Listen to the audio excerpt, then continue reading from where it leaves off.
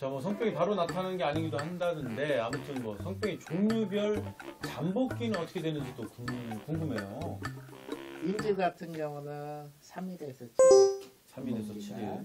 그리고 요즘 가장 많은 비특이성 요도염, 비임금성 요도염이라고 하는데 이런 것은 7일부터 한 달. 한 달 뒤에도 나타날 수가 있어요. 한 달이나? 네. 대부분은 7일 이후에 나타나는데 뭐 매독 같은 경우 환자들 진짜 매독 관심이 많거든요. 매독이라면 굉장히 무서운 걸로 알고 있거든요. 무섭기도 하고. 네, 어떻게 걸리는 거며 잠복기는요? 잠복기는 이제 10일에서 3개월. 그래서 3개월까지는 안심하지 말아야 되고. 네. 제일 무서운 에이즈 같은 경우는 에이즈. 6주에서 6개월.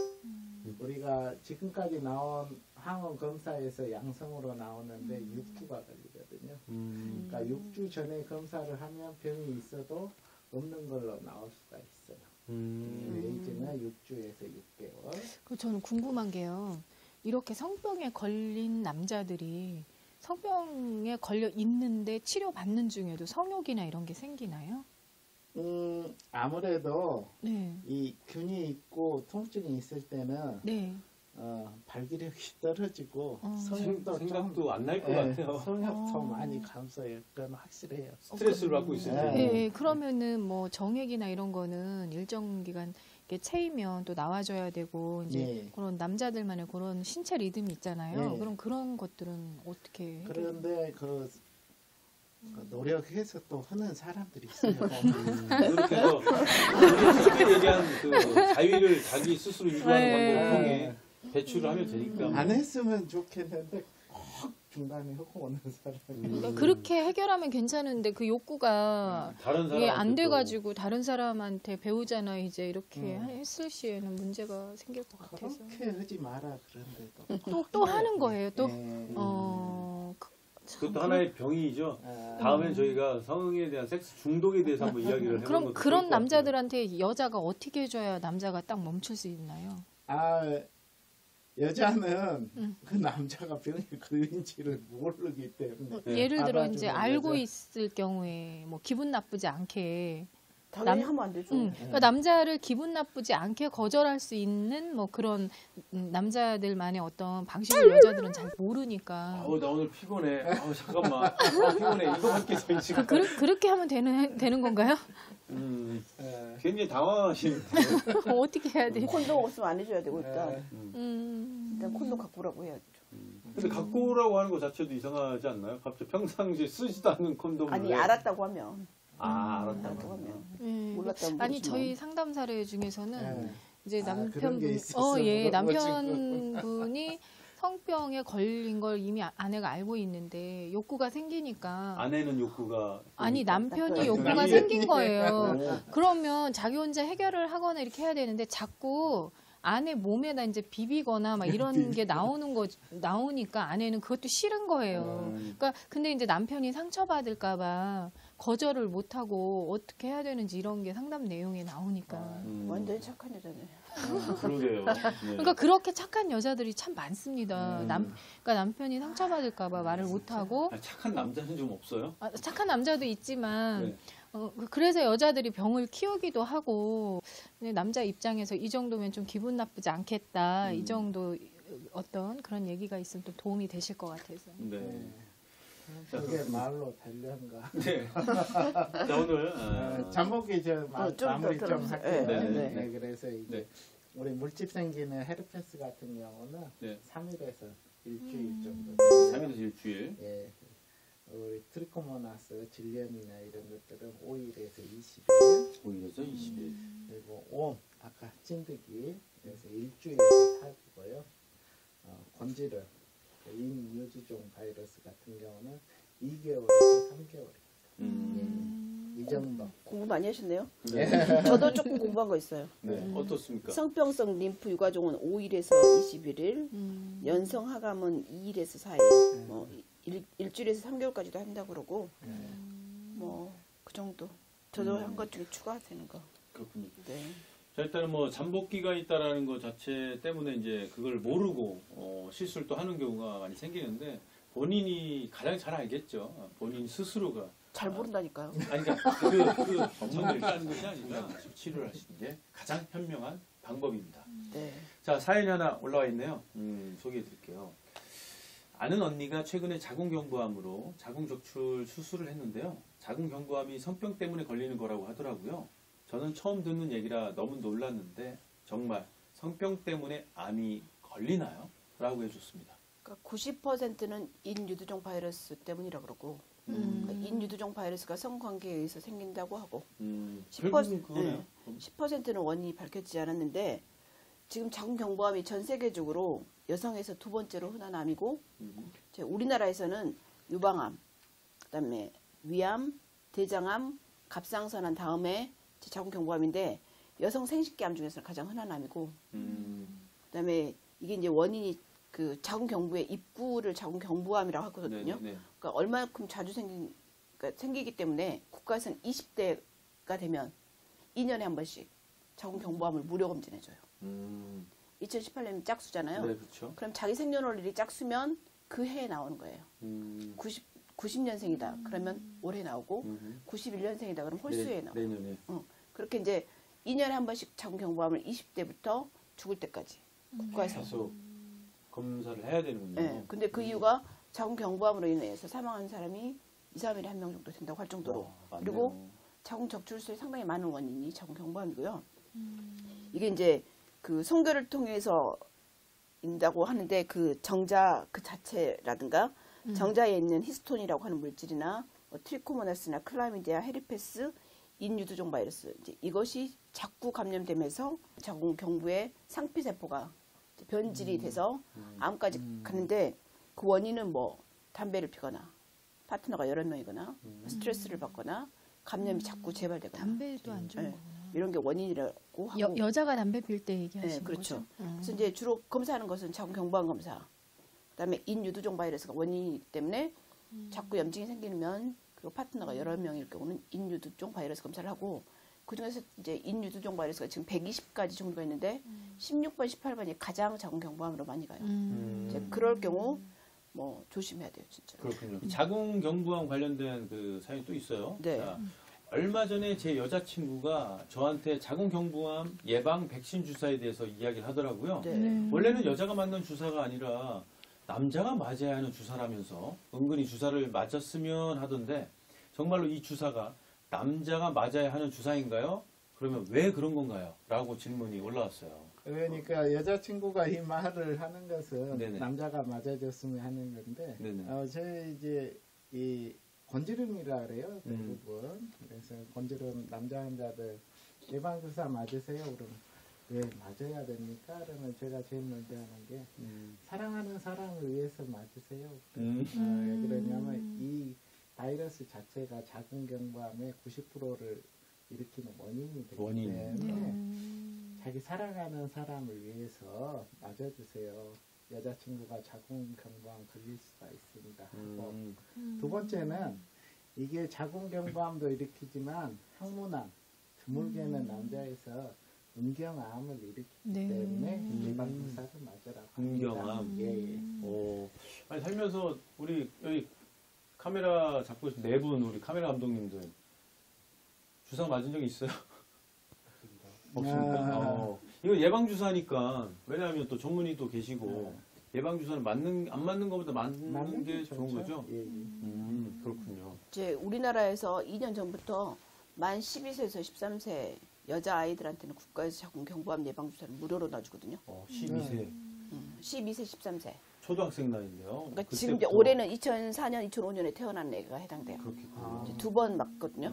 원래 3번 맞는데 그 나이는 2번 맞는데 이제 미국은 CDC에서는 이제 이 자궁경부암 원인이 남성일 수도 있고 인유두종 바이러스에 감염된 여성에 의해서 남성이 감염돼서 그 남성이 또 자기 와이프나 여자친구한테 감염된 걸 수도 있잖아요. 그러니까 원인이 남성일 수도 있고 그 남성이 그 전에 만났던 여성 때문일 수도 있잖아요. 그렇죠. 그렇기 때문에 어쨌든 성관계에서 생기는 거기 때문에 남성이 맞는 게 좋냐 안 좋냐에 대해서 말은 많지만 선진국에서는 남성도 맞는 추세예요. 맞는 추세다. 근데 이제 우리나라는 그러니까 돈 대비 투자 대비 그게 효율적인지에 대해서 아직 판단이 안 나서 남자 아이들한테 놓고 있지는 않지만 아까 말한 대로 음경암이나 그 항문암 특히 최근에 이제 뭐 맞는지는 모르겠지만 그 얼마 전에 연예인 중에 한 명이 그 인후두 종양암 걸렸다고 하는데 그것도 인유두종 바이러스 감염에 의해서 그러니까 구강성교를 할 경우 그 구강성교가 상대에게 아니 남자들 인후두암이나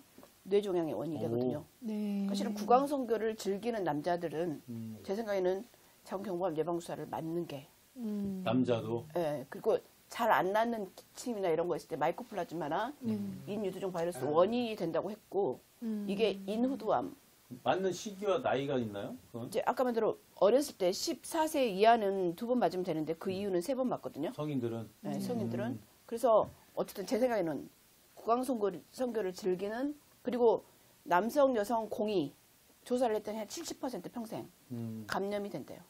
70%나. 그래서 이제 한 명의 파트너하고 평생 살 계획이 아니고 뭐 결혼 전에든 결혼 후에든 어쨌든 파트너가 여러 명일 수도 있다고 생각하는 사람들한테는 그 정도 투자를 하는 게 제 생각에 좋지 않을까 하는 생각이 그렇군요. 듭니다. 그래서 이제 3차까지 예방 접종을 해요. 1차, 3차. 2차, 3차. 몇 개월 시기이죠? 오늘이 1차 맞았다. 네. 그러면 2차는 2개월 뒤에, 2개월 뒤에, 3차는 오늘부터 6개월 뒤에. 6개월 뒤에.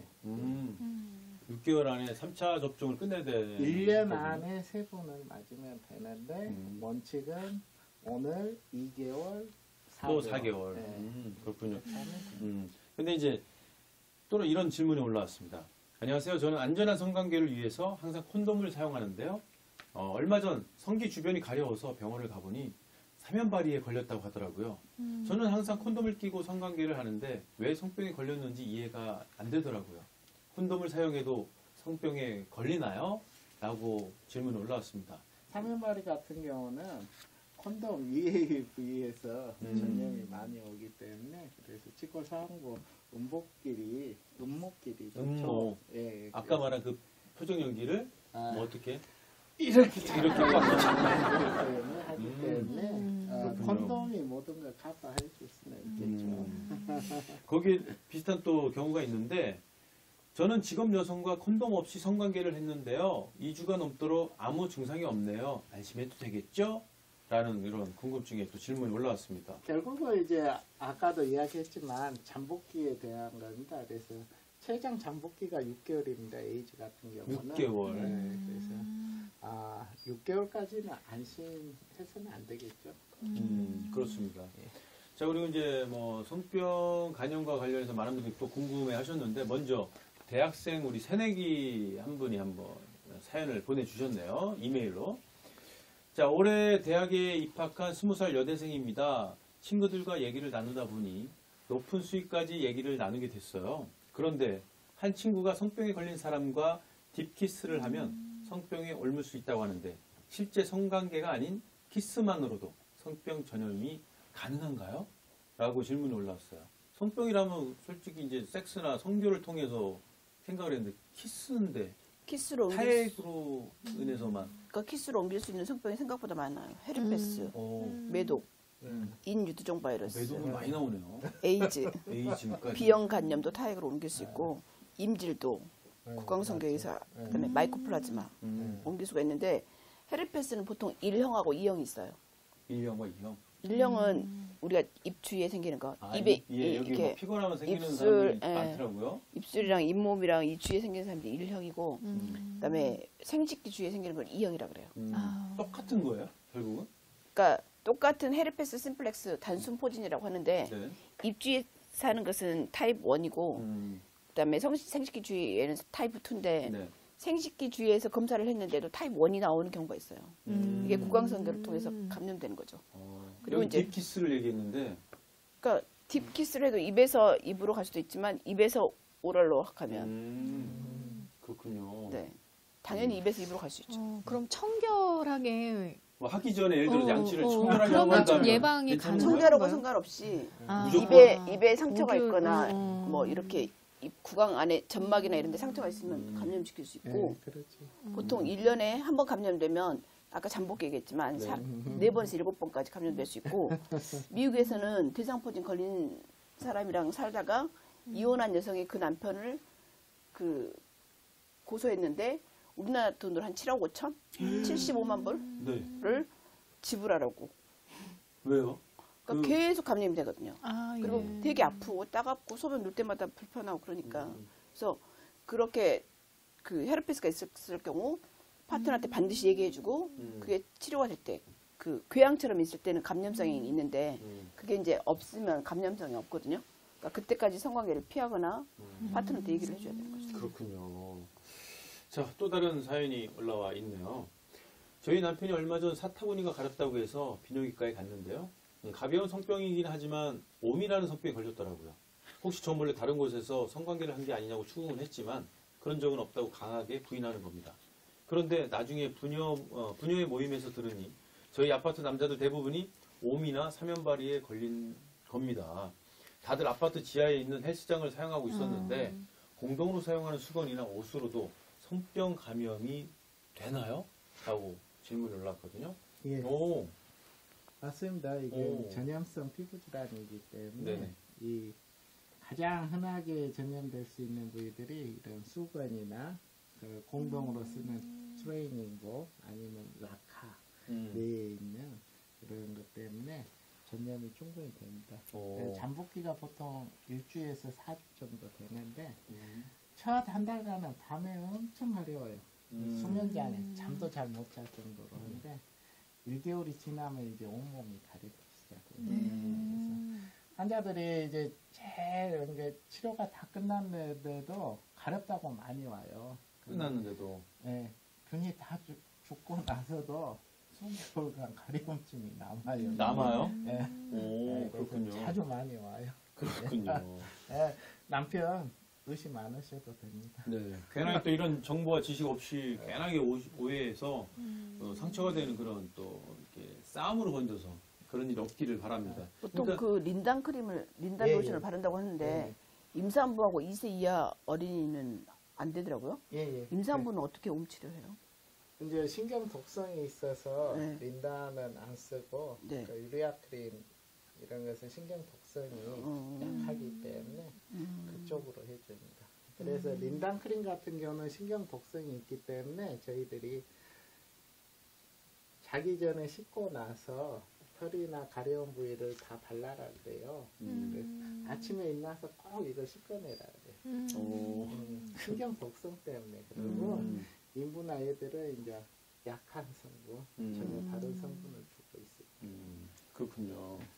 자, 이것도 뭐, 이게 찜질방이나 어떤 대중탕에서 이용하는 그 환복을 갈아입고 들어가는 찜질방 같은 경우도 주의를 해야겠네요. 예. 그쵸? 그렇죠. 그쪽에 자기 속옷을 꼭 입고. 그러죠. 봄이나 이 찐득이들이 그 사이사이 이 매듭에 석회라고 알을 까놓기 때문에 그것 때문에 감염이 많이 되죠. 그렇군요.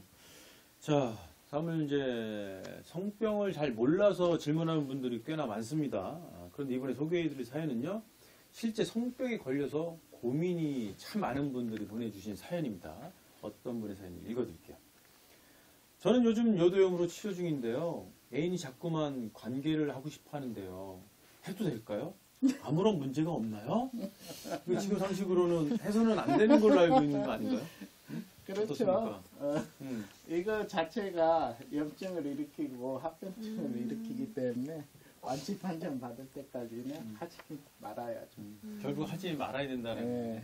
박사님, 흘려는 사람이 있어요. 이런 문제 때문에 오늘 또 젊은 상담을 받으러 오는 친구들도 있다면서요. 그럼요. 이럴 경우는 어떻게 해야 됩니까? 그러니까 아까 원장님한테 남자 입장에서 기분 나쁘지 않은 방식을 알려달라고 하셨는데 얘기를 안 해주셔가지고. 아, 저는 근데 이제 남자를 어떻게 설득해야 될까? 이럴 저도 때는 모르겠어요. 오히려 어떻게 보면 의학 전문의는 아니시기 때문에 약간 좀 우리 고민되거나 박사님이 불편한 데도 설명을 있겠어요. 해줘야 네. 되죠. 어떻습니까? 근데 이제 뭐 남편과의 관계도 중요하고 네. 또 우리가 질병으로부터 예방하는 것도 중요하잖아요. 그래서 이제 저는 저만의 방식으로 뭐 꼭 나의 신체 부위에 막 비비고 뭐 이런 거보다도 그냥 뭐 남편이 뭐 자위를 하게 한다던가 아니면 아내가 자위를 해준다던가 이제 오히려 거부하는 것보다 이제 받아주지만 옮기지 않는 방법들을 이제 제시를 해주죠, 상담에서는. 네. 예. 관계도 중요하니까요. 맞습니다. 항상 우리 박사님은 이제 부부 이야기가 많은가 봐요. 이제 남자친구, 대학생들하고, 남자친구 관계에서도 지금 대학생들 문제는 뭐냐면, 부부들은 집이 있잖아요. 네네. 근데 대학생들은 집이 없어요. 그렇죠. 그래서 뭐 숙박업소나 이런 데 가가지고 이제 옮겨오는 경우가 되게 많으니까, 이제 그런 것 때문에 이제 고민 상담을 또 많이 하게 되는 거죠. 내가, 내 애인한테 옮겼냐, 이게 숙박업소에서 옮겼냐, 이런 개념들이 없다 보니까 무조건 다 애인한테 옮겼다고 생각하고 헤어지고 그러니까요. 그러죠. 그럴 수 있겠네. 네. 자기 집에서 안 하니까. 네. 네. 자, 이번에는 여성분의 사연이 하나 와 있네요. 성병 임신과 직결되어서 고민이 더 많으실 것 같은데 한번 소개해 드리도록 하겠습니다. 임신을 준비 중인 신혼부부입니다. 제가 치료를 받고 있기는 하지만 곤지름이 있어서요. 혹시 이 상태에서 임신을 하면 뱃속의 아이에게도 영향을 미칠까요? 라고 해주셨네요. 그 곤지름이 콘딜로마라고 하는데 인유두종 바이러스 중에 특히 6번하고 11번이 원인이거든요. 근데 임신 중에 면역 반응이 떨어지기 때문에 더 잘 생기고 더 잘 커져요. 하지만 이게 태아한테 영향을 준다는 보고는 아직 없고 네. 이제 이게 있을 경우 자연분만을 하는 게 좋으냐 제왕절개를 하는 게 좋으냐도 이제 고민인데 반드시 제왕절개 했을 때 곤지름 신생아한테 감소시킨다는 보고는 없어요. 근데 이제 만약에 곤지름이 너무 많이 퍼져서 그러니까 산도를 막고 있다든가 그럴 경우는 제왕절개를 할 수도 있고 그다음에 이제 12주가 넘었는데 곤지름이 너무 자란 속도가 빠르다. 그러면 이제 마취를 하고 냉동 치료를 하거나 레이저로 제거할 수도 있고요. 그리고 이제 임신 중에는 태아한테 포도필린이나 인터페론 같은 거는 절대 쓰면 안 되고. 들으셨죠? 일단은 뭐 임신 준비 중이시니까 다행이네요. 일단은 뭔가를 정확하게 치료하고 난 뒤에 임신을 또 하는 게 좋을 것으로 봅니다. 이번엔 박 박사님한테 여쭤봐야 될 것 같습니다. 성병 때문에 불임이 되는 경우도 있나요? 라는 질문과 함께 박사님, 이 부부 상담 중에서 불임 때문에 오는 상담 네, 꽤나 있습니다. 있죠? 어떻습니까? 있죠. 뭐 신혼 초라든가 연애할 때 이제 관계를 했는데 성병에 걸려서 여자가 이제 트라우마가 생기면 남편하고 아예 이제 관계 자체를 거부하는 경우도 있고요. 여자들은 그런 게 있어요. 내가 사랑하는 남자의 아이를 낳고 싶은데 이 성이나 섹스 자체를 여자들은 대체적으로 사랑의 확인으로 관계를 할 수 있기 때문에 이제 남편이 성병에 걸려왔던 경험이 있거나 그러면 아이를 낳고 싶지 않은 놔주지 않겠다. 뭐 이래서 혼자서 피임을 하는 경우도 있고 실제로 이제 뭐 남자가 과도하게 어떤 뭐 성병이나 이런 게 노출이 돼서 불임이 돼서 이제 부부들이 부부 문제를 해결하지 못하고 와서 결국에는 이 문제가 해결이 안 되면 부부 관계 성 관계가 회복이 안 되면 이혼으로 가세요. 결국에는. 결국에는. 예, 그러니까 굉장히 성이 굉장히 중요한 부분을 차지하기 때문에 결국엔 이혼으로 이제 가시는 거죠. 네. 그렇군요. 그 성병이 불임하고 관계되기 때문에 특히 중요한데요. 네. 이제 가임기 여성이 어쨌든 많은 사람을 사귀거나 그럴 수 있는데 이제 결혼을 해서 애를 낳아야 되잖아요. 네. 근데 특히 임지라고 클라미디아고 요즘 마이코플라즈마 제니탈리움이 굉장히 핫 이슈인데 네. 이 세 가지는 특히 치료를 안 하면 그러니까 이제 골반에 농양, 그러니까 골반염이 이제 나팔가지나 난소에 농양까지 생기고 유착 생겨서 나중에 임신을 하려고 하면 임신이 안 되는 경우가 많고요. 특히 이제 클라미디아가 비임균성 요도염의 가장 많은 원인인데 STD PCR이라고 하는 검사가 실은 최근 한 5년 정도 전부터 시행됐거든요. 네네. 그러니까 그 전에는 임균성 요도염, 비임균성 요도염 이렇게 그냥 구별했어요. 그러니까 현미경으로 그람 네가티브 디플로콕사이라고 하면 임균이고 현미경으로 보면 딱 보여요. 그게 아니면 요도염이 다 비임균성 요도염이었거든요. 근데 이제 비임균성 요도염을 검사를 해갖고 PCR을 보니 굉장히 많은 균이 있는데 그 중에서 반 이상이 클라미디아예요. 클라미디아. 근데 이제 클라미디아가 여성한테 왜 중요하냐면 클라미디아는 사일런트예요. 증상이 없어요. 임균하고 비슷하게. 임균도 90% 여성에게 증상이 없는데 클라미디아도 비슷해요. 골반염이 심해서 농양이 생길 때쯤 발견되는 경우가 굉장히 많아요. 그렇군요. 근데 이 클라미디아에 증상이 없는데 PCR 검사를 했는데 한 번 감염되고 두 번 감염되고 세 번 감염됐을 경우 불임률이 몇 퍼센트? 몇 퍼센트? 50%? 더 돼요. 80%? 50에서 75%. 그러니까 클라미디아는 발견되면 바로 치료해야 되고 반드시 파트너랑 같이 치료해야 되고.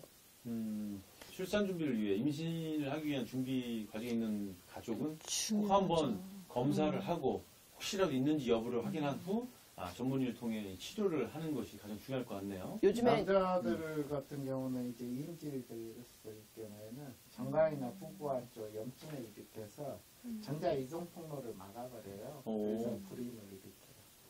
요즘에 이제 미국에서 마이코플라즈마 제니탈리움이 굉장히 유명한 아주 새로운 문제라고 발표를 했어요. 미국 CDC에서.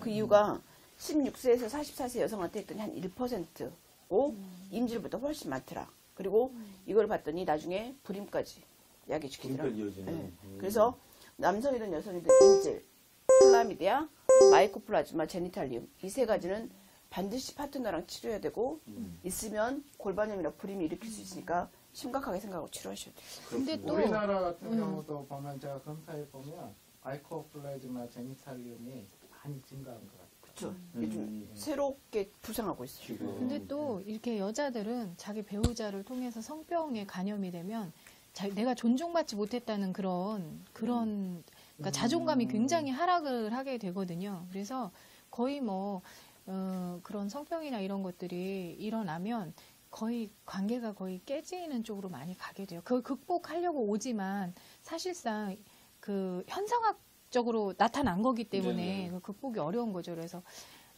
조심을 해야 되는 부분들이 그렇군요. 굉장히 많죠.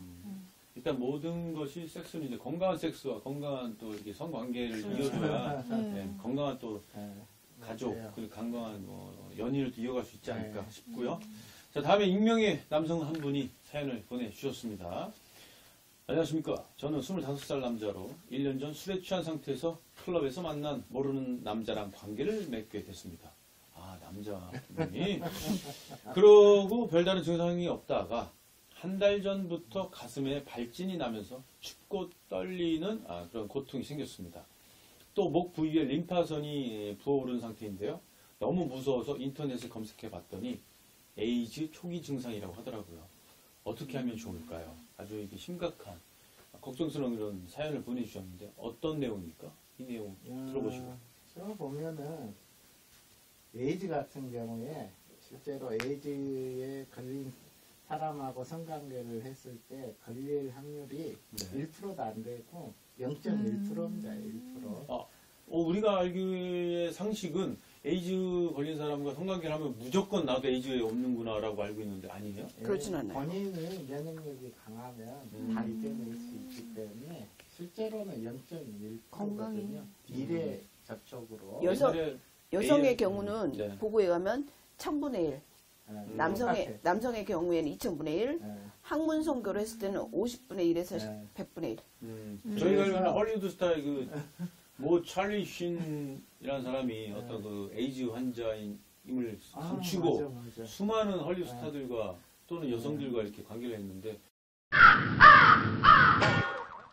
그럼 확률이 다 걸린 건 아닌 거라고 보는 거네요. 1000명당 1명꼴이라고 보는 게 옳죠. 기분만 불쾌하고 걱정을 많이 했겠군요. 그래서 이 남자친구분 같은 경우는 단순하게 감기 몸살일 가능성이 높지만은 이 증상들이 에이즈 초기 증상하고도 비슷하니까 맞아요. 감기하고 비슷해. 검사를 받아보는 게 좋을 것 같아요. 맞아요. 일단 중요한 것은 검사를 통해 확실한 그런 병명을 알아봐야 되겠군요. 근데 또 이게 에이즈나 이런 거에 걸리시는 분들은 심리적으로 굉장한 압박감이나 엄청 고통스럽죠. 원망이나 복수심이나 이런 게 막 생기거든요. 그러니까 나 혼자 죽을 수 없다, 억울하다. 그러니까 여성인 경우에는 이제 다수의 남자들에게 이제 복수심 이런 것들로 이제 관계를 하는 거예요.